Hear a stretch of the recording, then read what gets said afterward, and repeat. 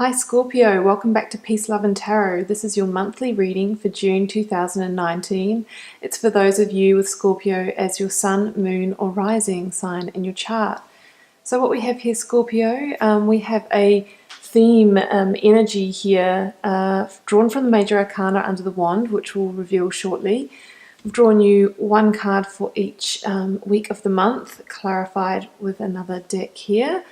We have two cards for love and romance and two cards for job, career and business. So let's go ahead and reveal your theme energy or what you're working on in terms of karmic life lessons at the moment. We have the Sun. Beautiful omen, guys. The most positive card of the tarot deck. The Sun is just such an amazingly strong energy. It's really, about being universally guided. So guided by the divine. It literally asks you to follow the sun, and you've got that big beaming light shining down on you for the month. So if you think about the sun, it's cleansing, it's healing. It really has, warms you up from the inside. It really has that strong, energetic, rebalancing property about it. And the sun comes in as a positive omen to tell you that everything's going to be okay and that things really are materializing in your favor at the moment. So the sun, really is a card of, positive action, really beautiful omen. So that's what's going to be following you through the month of June. And, the sun has quite a far-reaching energy, so it's likely that you'll feel the effects of the sun energy for 2 or 3 months to come. So that's really, really beautiful, guys. So let's dive into the cards and have a look what's going on. So at the start of the month, Judgment. So you are awakening. You're awakening to something. Now, what are you awakening to? Well, Judgment actually came out with a second card right behind it, the Nine of Pentacles. So I really think this is you awakening to your sense of value, your self-worth. You're really awakening to your power. You're demanding more for your life now. You're demanding to quality, quality, not quantity. You're demanding alignment with your values. You really want to be, self-sufficient and in your power. And I think it's taken you a while to get there, a while to have that awakening here, Scorpio, with the Judgment card. It sort of really is that sense of, the last call, sort of arrived at that moment where you've had enough and now you're really demanding new things for your life. And it's likely that you felt quite vulnerable while you've been, getting to this point. You can see the people in the card there, they've laid everything bare. They're sort of almost offering themselves to the divine and saying, awaken me to my truth. And, I really feel that through, awakening to your personal value and self-worth, that's what sees you in your power, strong and in your power here with the Emperor card. So the Emperor really is a card of, getting back into your control seat, back into your energetic center. The Emperor is it's a powerful position to be in control. And the Emperor, is very clear that he rules his own world, he rules his empire, and nothing really sort of shakes him. He sets emotions to the side. If you see the rider version of this card, the Emperor has armor underneath his cloak. So it's that sense of, protecting yourself emotionally and just, going forth and being in your power, being unshakable, being unstoppable. And I really feel that that's the shift that you're awakening into. You're waking up to your personal power and realizing that you had that ability within you all the time, even if though maybe in the past you didn't feel it. You're really waking up to your own powerful abilities. So second week of June here, this is where the energetic shift really happens. So you have the awakening in the first week. Now we have this energetic shift happen here in the second week. So Four of Cups. Once again, you're sick of things that are just not fulfilling you. You're rejecting those now. You're withdrawing from that, excuse my language, but half-assed offers of whether it's love, work opportunities, anything that's just sort of not fulfilling you, not aligned with your values, it's just not going the distance, you're finished with those sort of things. As we saw in the first week here, you're demanding more than that for your life now. You're demanding quality and situations that put you in the seat of power and you in control. So we had that come out here with the World card. So you're absolutely completing that kind of energy in your life at the moment. That's it. I think this is a karmic life lesson for you, potentially to stand up for yourself and what you believe in, and to decide to not accept that for your life anymore.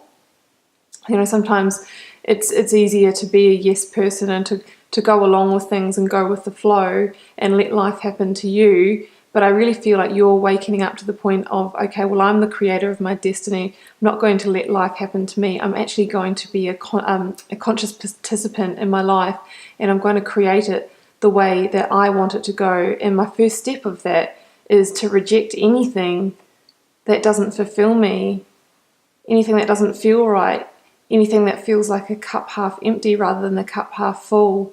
Yeah, it's not fulfilling you anymore. You're saying no to that. And the Two of Pentacles here, clarifying that card, I really think that indicates that energetic shift. You've been juggling the idea of this for quite a while, and the scales have kept on tipping in that the favor of everything else, but now you're taking the power back and tipping those energetic scales in your favor. So when you have this awakening and you decide, that's it, I'm letting this complete, I'm putting my foot down, I'm demanding more for my life, look what happens. Major change, major quick change as well. So third week of June here, I should just leave those there. We have the the Eight of Wands and the Empress. So Eight of Wands, another sign of being divinely guided. Messages from the divine coming in quickly, or swift change. It's, your energy is shifting up quickly after you've made these decisions in the first half of the month. And what wants to come in for you with the Empress here is strong new creation energy, strong new beginnings. The Empress, she births new opportunities. It can even indicate, physical birth as well, if that's the situation that you're dealing with. But either way, she's that, almost the goddess of spring that comes bursting with new blooms. She really breathes life force into things. This is you coming back in all your sense of fertility. And I think you're going to feel that shift pretty quickly with this Eight of Wands here as well. So to get to that point, you may need to look at things from a different viewpoint, from a different perspective, before you're sort of really enlightened in that change, in that shift of energy. Hanged Man here. So, change doesn't necessarily come easily. At the start, it can kind of feel exciting and you might really sort of be on the big buzz of it, but there usually comes a point where it's like, okay, there's going to have to be some releasing of the past here, sort of come to a sticking point, really need to change my viewpoint on some things. Otherwise, I could get stuck in that past energy, but I don't want that anymore. So you may feel a slight feeling of suspension there coming in, but in order to shift that and embrace the Empress energy, they talk about dying the death of the Hanged Man. So that means, releasing, past circumstances, or releasing old viewpoints that are no longer serving you, and actually going through that sense of the grief cycle. So, actually I've got that written down, so I need to find out what the steps are. Let's have a look. So denial, anger, bartering, depression, sadness, before you finally reach that place of acceptance. And when you're in that place of acceptance, that's when, this divine energy can come in. That's when that new beginning energy can come in as well. So you may have wondered why the Three of Swords is here in this particular, reading, because it's really, really positive, and it's such a positive energetic shift and very powerful. Well, in relation to dying the death of the Hanged Man, seeing things from a new perspective, doing that that spring cleaning to allow the space for that, new energy to come in. Well, sometimes that's uncomfortable. Sometimes there's grief in letting things go. Sometimes it hurts. Sometimes there's pain in that as well. Change is not always easy, even if you're moving towards such a positive new change in your life and you're really shifting up in your energy. In order to get to that point, you usually need to let things go to clear off old beliefs. So I feel there will be some, residual grief in that as well. But, just know that that is just part of the process, and you do need to go through that in order to embrace the positive new energy that's coming in for you. Really beautiful progression here, guys. It is really a big awakening, and it's really an awakening to your own sense of value and to your own sense of power. So what do we have for love here? Okay, Three of Cups and Knight of Swords. Okay, so that's pretty positive stuff, guys. So, Three of Cups is all about celebration, success, having fun with friends, family, partners. It's the three, the number of, creation and collaboration. And the Knight of Swords here, quick movement. So it's likely that an invitation might come in quickly to attend a wedding or a party or to get together with family or friends. And it's really going to make you feel, filled up. It's going to fill your cups of love. You might even be attending that with an air sign partner. So Aquarius, Libra or Gemini. But yeah, Knight of Swords is really about that quick action. It could also mean that there is a quick leap in your relationship to, happier times, especially if you're going through this energetic shift here. It's going to affect all areas of your life. So it doesn't just happen, just have change, internally with yourself without having flow-on effects to the other parts of your life. So this could indicate a swift change in areas of relationship where they improve, where they get better, where you just, you move into a greater sense of power and you can actually enjoy and be abundant as well. The Three of Cups is about, abundance. I really feel like you're moving into a greater sense of love and friendship through this change that you're going through. So beautiful, when the sun shines, it doesn't just shine in one area of your life. It illuminates all areas and it heals them. Light is very cleansing and very healing, so it's out with the old and in with the new. And it's quick change energy, guys. Knight of Swords, Eight of Wands here. It's swift change. So I think people around you are going to notice the difference in you, and they're going to see it as a really positive change, and they're going to respond to that as well. It's cause and effect. When your energy changes, the energy of others around you change too, and how they relate to you will change. So that's really beautiful.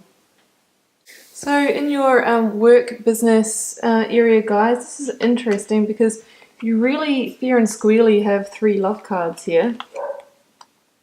The Lovers, the greatest card of matters of the heart. We also have heartbreak. I'm just wondering, in this context, if there is someone at work that some of you, won't resonate for everyone, that some of you are actually in love with or have got your eye on, because these are really strong love cards in your career sector. And that is one reading of that, where potentially some of you are in love with someone that you actually work with, but you know that that's off limits, especially if you've already got a partner or they do, and just that you're mixing those two territories. Or this could be you contemplating moving into work that really fulfills your heart. You're really moving into alignment in that area. And it may not be easy for you to do that. With the Three of Swords here, you may need to let go of an existing job. You may need to leave colleagues that you really enjoyed working with, and you've been working with them for a while. They've been with you throughout, your growth in your career. There could be a moving on here, moving on to, a job that's going to sustain you better and fulfill you more. But in that, there's also a lot of sadness. I feel like you've really grown with the people that you've been working with. And yeah, there will be a sense of sadness if you move on. But if you do, with the Lovers here, I really feel like you're moving on to a situation that really aligns with your core values. And you know, with these cards here, if you are single, there's a strong potential that you'll find love in that new role as well. So you could have a lot to, if that feels appropriate for you, and if you are single, I think you either fall in love with the job, or there could be someone else that you might meet through that as well. So really interesting energy there, Scorpio. Beautiful, big energetic shift, divinely guided by that strong sun energy. You've got excellent, you know, relationship, whether that's with lovers or colleagues or friends. Great energy there. Potential to align yourself more strongly in your work situation. Just don't forget to see things from the perspective that you need to clear out other old energies, die the death of the Hanged Man. You may feel some grief from that, but you know, the omens that are waiting to come in, like the Empress here, strong awakening energy, it's all positive for you. So enjoy that beautiful, bright sun that's shining down on you this month, Scorpio. And we'll see you for another reading in July.